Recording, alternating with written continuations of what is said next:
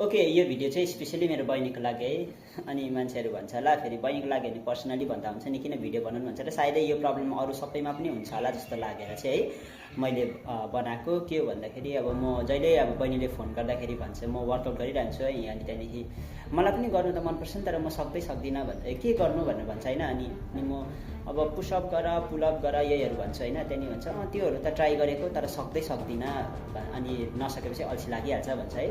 तर म तिमीलाई भन्छु कि एकैचोटि सबै कुरा हुन सक्दैन, किनभने फर्स्टमा होइन पुसअप पुलअप त सायद मैले सानैदेखि गरेको कारणले गर्दाखेरि छिटै आयो होइन, मैले फर्स्ट ट्रेनिङ सुरु गर्दाखेरि।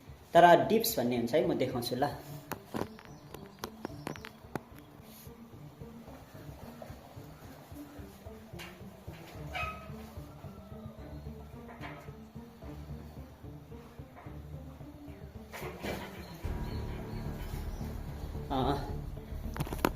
यसलाई भन्छ डिप्स है। यो डिप्स भन्ने चाहिँ होइन, यो डिप्स चाहिँ मैले सुरुमा गर्दाखेरि सक्थिनँ, एक पनि सक्थिनँ है। इभन दो मैले एल सिटहरू गर्न सक्थेँ। अब एल सिट भनेको पनि कस्तो हुन्छ भन्दाखेरि, एल सिट भनेको कस्तो हुन्छ भन्दाखेरि जुन यसलाई भन्छ एल सिट है।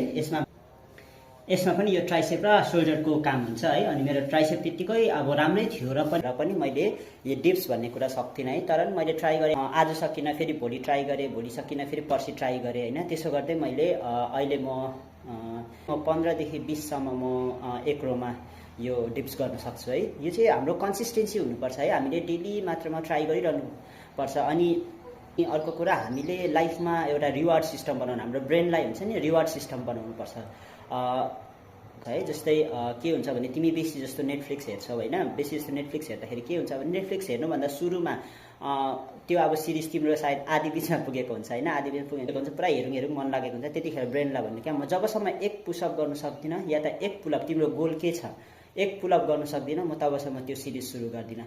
त्यतिखेरै ट्राई गर्नु। मतलब यो एक्सर्साइज गर्नु भनेको, एउटा वर्कआउट गर्नु भनेको कुनै टाइम हुँदैन, तिमीलाई जति बेला मनपर्छ त्यति बेला गर्दा हुन्छ। तिमी जहाँ पनि छौ, जुनै टाइममा, हाम्रो बडी वेट ट्रेनिङ क्यालिस्थेनिक्स भन्छ है, जहाँ छौ जुनै जग्गामा छौ आफ्नो बडी वेटकोसँग तिमीले ट्राई गर्नु सक्छौ। त्यही कारणले गर्दाखेरि चाहिँ नेटफ्लिक्स हेर्नुभन्दा अगाडि होइन एकखेप मतलब ट्राई गर्नु, ताकि आज एकखेप सक्यो भने फेरि भोलि त्यसलाई बढाउने कोसिस गर्नु हो। यसो गर्दै गर्दै गर्ने हो कि।